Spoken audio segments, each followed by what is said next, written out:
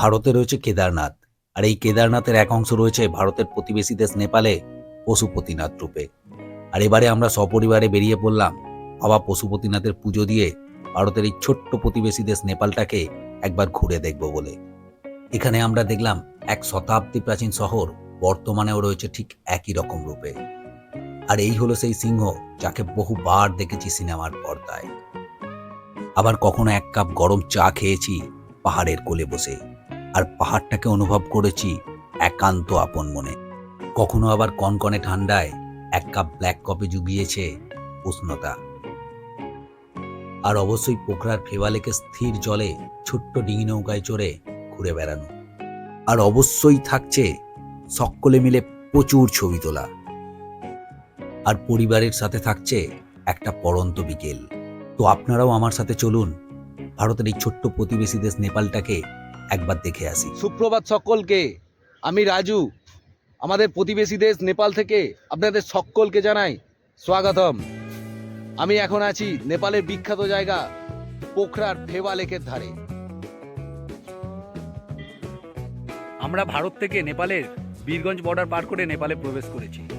আর এবারের ভিডিওতে আমি এটাই দেখাবো কিভাবে হাওড়া থেকে রক্সোল বর্ডারে এলাম, মানে ভারতের দিক থেকে রক্সোল বর্ডারে এলাম, তারপর কিভাবে বর্ডার পার করে। আসলে ঘুরতে যাওয়া শুরু হয় কিন্তু ব্যাগ গোছানো থেকে। অনেকেই আছেন যারা বেশ কয়েকদিন আগেই ব্যাগ গুছিয়ে রাখেন, যদিও আমি বেশিরভাগ ক্ষেত্রেই ঘুরতে যাওয়ার আগের দিনটাতেই গুছিয়ে রাখি ব্যাগটাকে। তাই এবারেও প্রয়োজনীয় জিনিসপত্র সব ব্যাগের ভিতর গুছিয়ে নিলাম ঘুরতে যাওয়ার আগের দিনটায়। আর ট্রেনের টাইমের ঘন্টা দেড়েক আগে বেরিয়ে পড়লাম বাড়ি থেকে নেপালের উদ্দেশ্যে। এখন ঘড়িতে টাইম 9:36।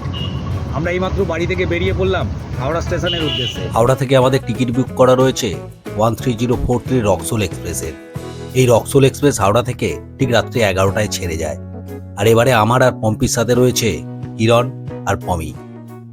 আর বাচ্চা দুটো হলো ফ্রি। এই যে এই সোনামা, হাত দেখিয়ে দাও।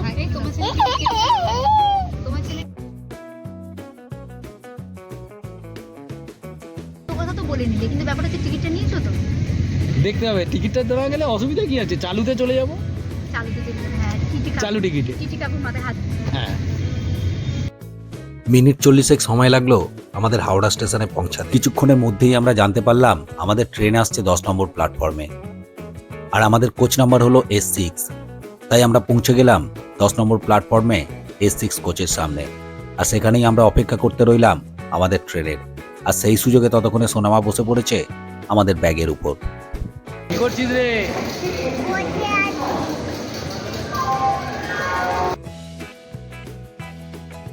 নীল কিরণের সাথে গিয়েছিল জলের বোতল কিনতে, আর সেই জলের বোতল নিয়ে নীলের কাণ্ডটা একবার দেখুন।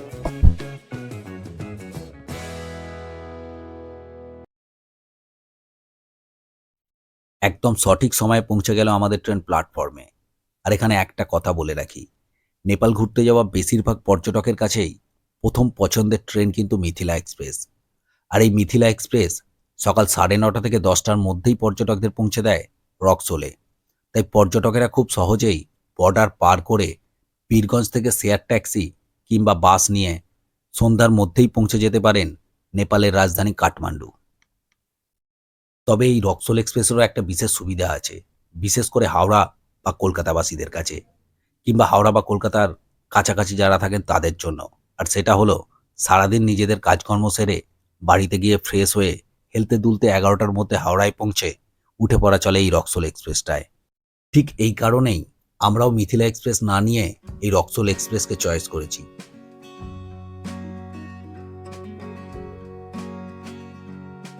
সিটে বসে চলছে নীলবাবুর দুষ্টুমি, তাই তাকে তুলে দেওয়া হয়েছে ওপরের সিটটায়।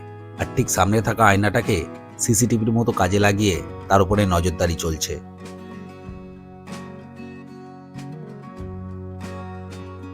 ঠিক 11টাতেই রক্সোল এক্সপ্রেস হাওড়া থেকে রওনা দিল রক্সোলের উদ্দেশ্যে। এখানে আরও একটা কথা বলে রাখি, যারা ভিআইপি সোফা বাসে করে বীরগঞ্জ থেকে কাঠমান্ডু যেতে চান তাদের জন্যও কিন্তু বিশেষ সুবিধাকর ট্রেন হলো এই রক্সোল এক্সপ্রেস। কেননা বীরগঞ্জ থেকে বেশিরভাগ ভিআইপি সোফা বাসগুলো ছাড়ে হয় খুব সকালে, কিংবা সন্ধ্যায়। আর সেক্ষেত্রেই এই রক্সোল এক্সপ্রেস হবে সুবিধাকর। আর এই রক্সোল এক্সপ্রেস 10 নম্বর প্ল্যাটফর্মে পৌঁছে গেল। আর এবারে আমরা ট্রেন থেকে নেমে পড়লাম রক্সোল এক্সপ্রেসের। আর এই রক্সোল এক্সপ্রেস হাওড়া থেকে 10 নম্বর প্ল্যাটফর্মে পৌঁছে গেল 10টা 50-এ। আর সেই 10টা 50 মিনিটের মধ্যেই কেননা এই রক্সোল এক্সপ্রেস দুপুর 1:30 থেকে 2টোর মধ্যে পৌঁছাবে রক্সোলে। আর সেক্ষেত্রে বর্ডার পার করে খুব বেশিক্ষণ অপেক্ষা করতে হবে না সন্ধ্যার ভিআইপি বাস ধরার জন্য। আর যদি মিথিলায় যাওয়া হয় তাহলে কিন্তু অপেক্ষা করতে হবে দীর্ঘক্ষণ, আর সেটা হবে কিন্তু বেশ বিরক্তিকর। ট্রেন ছাড়ার অল্প কিছুক্ষণের মধ্যেই বাড়ি থেকে নিয়ে আসা খাবার দিয়ে রাতের ডিনার করতে বসে পড়লাম। রাতের খাবারে ছিল ভাতের সাথে একটা ভাজা, স্যালাড আর চিকেন কষা।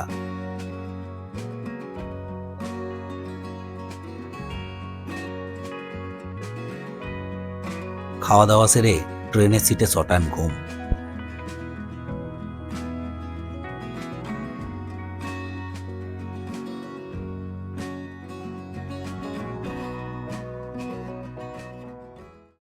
সকালে ঘুম থেকে উঠে হাত মুখ ধুয়ে চলে এলাম, আর বাড়ি থেকে নিয়ে আসা চায়ের সরঞ্জাম দিয়ে ট্রেনের সিটে বসেই শুরু করে দিলাম চা তৈরি করা।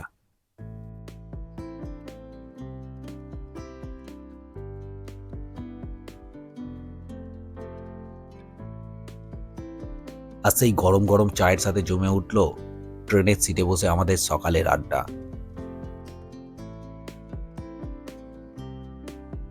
আর চলন্ত ট্রেনের জানলা দিয়ে বাইরের দৃশ্য দেখা। আমার কাছে ট্রেন জার্নির এটা একটা বিশেষ আকর্ষণ।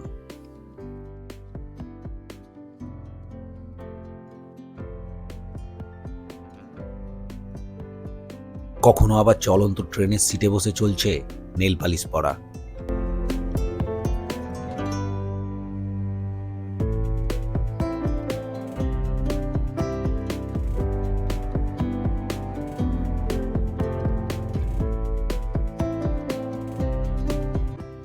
কখনো আবার জানলার ধারে বসা নিয়ে দু ভাই বোনের মধ্যে খুনসুটি করে রাগ অভিমান।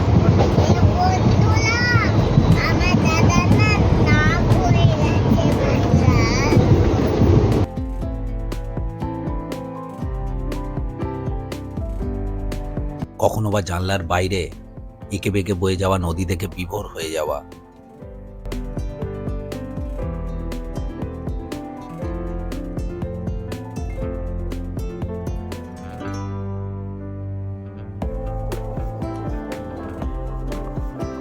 কোথাও আবার সবুজে ভরা মাঠ প্রাণ জুড়িয়ে দেয়।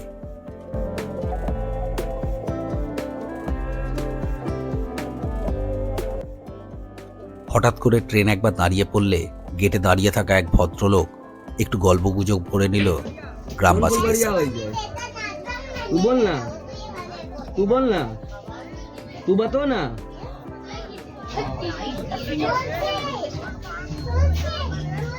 এইভাবে আমরা কখনো অচেনা নদী, কখনো বা নতুন কোনো পথ, কখনো আবার দিগন্ত বিস্তৃত হলুদ ফুলে ভরা সর্ষের ক্ষেত, এই সব দেখতে দেখতে আমরা পৌঁছে গেলাম রক্সোল স্টেশনে। ঘড়িতে সময় তখন 1:54।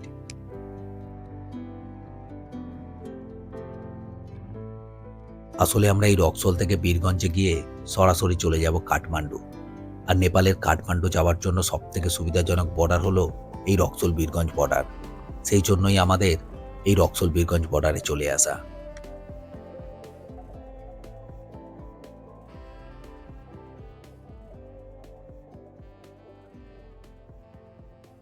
এবার আমরা রক্সোল স্টেশনের বাইরে গিয়ে একটা টাঙ্গা বুক করে নেব, কেননা নীল আর সোনামায়ের শখ ঘোড়ার গাড়িতে চাপার। অবশ্য যদি আপনারা চান স্টেশনের বাইরে থাকা টোটো স্ট্যান্ড থেকে টোটোতে করেও খুব সহজেই চলে আসতে পারেন বর্ডার পার করে বীরগঞ্জ। এই রক্সোল স্টেশনটা সীমান্তবর্তী হওয়ায় স্টেশনের বাইরেটায় আর ভিডিও করলাম না, একেবারে ক্যামেরা খুললাম ঘোড়ার গাড়িতে চেপে। এখান থেকে আমরা দুখানা ঘোড়ার গাড়ি বুক করেছি। একটাতে চড়ে বসলাম আমি, পম্পি আর নীল, আর একটায় কিরণ, পমি আর সোনামা। এখানে প্রথমে ওরা অনেক টাকা বলেছিল, তারপরে দরদাম করায় শেষ পর্যন্ত দুখানা গাড়ি ভারতীয় টাকায় 400 টাকার বিনিময়ে বীরগঞ্জ বাস স্ট্যান্ড পর্যন্ত পৌঁছে দিতে রাজি হলো।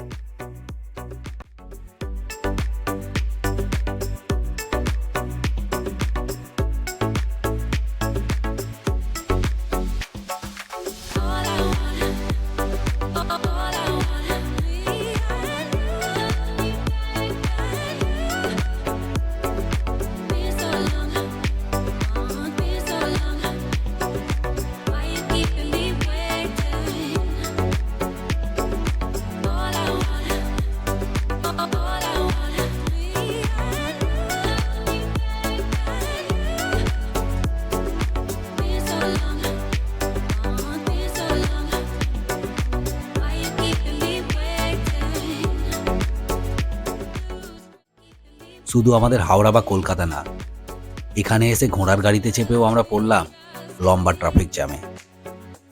স্টেশন থেকে প্রায় 1/2 কিলোমিটার দূরে রয়েছে ভারতের সীমান্ত চেকপোস্ট, আর এখানে ফোন বা ক্যামেরায় ছবি তোলা একেবারে নিষিদ্ধ। তাই অবশ্যই ফোন বা ক্যামেরা পকেটের ভিতর ঢুকিয়ে নেবেন।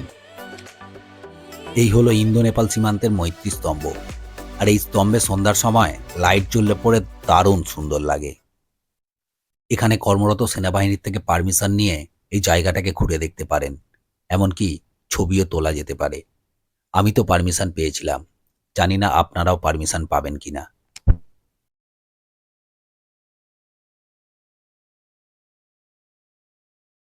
অনেক টাঙ্গাওয়ালা নেপালে প্রবেশের পর কিছুটা গিয়ে লোকাল বাস স্ট্যান্ডে নামিয়ে দেন, আর সেক্ষেত্রে পর্যটকদের পড়তে হয় অনেক অসুবিধায়।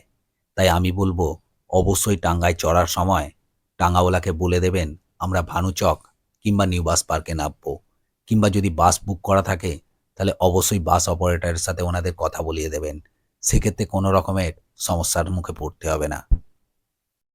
এ বিষয়ে যদি আরও কিছু জানার থাকে তাহলে অবশ্যই কমেন্টে জানাবেন। আমি অবশ্যই চেষ্টা করব আপনার কমেন্টের উত্তর দিয়ে আমি যতটা জানি তা আপনাকে জানাতে। এই হলো ভানুচক মোড়। এই ভানুচক মোড় থেকে বাস স্ট্যান্ড বা বাস পার্কের দূরত্ব হলো 1 থেকে 150 মিটার। আর ভানুচক চৌরাস্তা থেকে বাস পার্কে যাবার সময় বাঁ দিকটায় তাকালেই দেখতে পাবেন লাইন দিয়ে রয়েছে বিভিন্ন বাসের অফিসগুলি। আপনি আপনার পছন্দ মতো যে কোনো বাস এখান থেকে বুক করে নিতে পারেন। আর আমরা বুক করেছিলাম নিউ এঞ্জেল এজেন্সির এসি সোপা বাস। এনাদের সাথে অনলাইনে আমি আগেই যোগাযোগ করে রেখেছিলাম, এখানে এসে শুধু পেমেন্ট করে টিকিটটা করে নিলাম।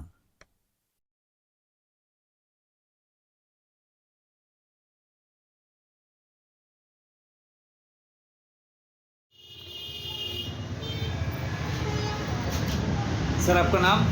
Unique Rajesh Shrestha. Happy new year sir. Same to you. Sir Calcutta से आए हैं, जाएंगे आपका इधर से ही जाएंगे, काठमांडू। ठीक है? हाँ काठमांडू। सुन ना, सर आपका नाम? बी को 17 हाँ व्हाट्सएप में आपसे ही बात हो रहा है। सर मेरा दर्शकों को हेलो बोल दीजिए सर। 2/1 को सीट होगी। हमारे न्यू एंजल कंपनी में आप सबका स्वागत है। हेलो ओके बी को नमस्ते। 17 এখান থেকে আমরা নিয়েছিলাম 4 জন অ্যাডাল্টের জন্য 4টে সিট, আর আমাদের 2টো বাচ্চার জন্য একটা। আর এনাদের সিট প্যাটার্ন হলো 2/1 ভিআইপি সোফা সিট। আর আমাদের বাস ছাড়ার সময় ছিল সন্ধ্যা 7:30টা। আমরা এখানে এসে এনাদের ভারতীয় টাকাই পেমেন্ট করেছিলাম, এমনকি আমাদের ভারতীয় টাকা এনারা নেপালিতে এক্সচেঞ্জও করে দিয়েছিলেন। আপনারাও চাইলে এনাদের সাথে এই বিষয়ে কথা বলে নিতে পারেন। এই নিউ এঞ্জেল বাস অফিসের ঠিক উল্টো দিকে থাকা হোটেল থেকে আমরা দুপুরের খাওয়া খেয়ে নিয়েছিলাম।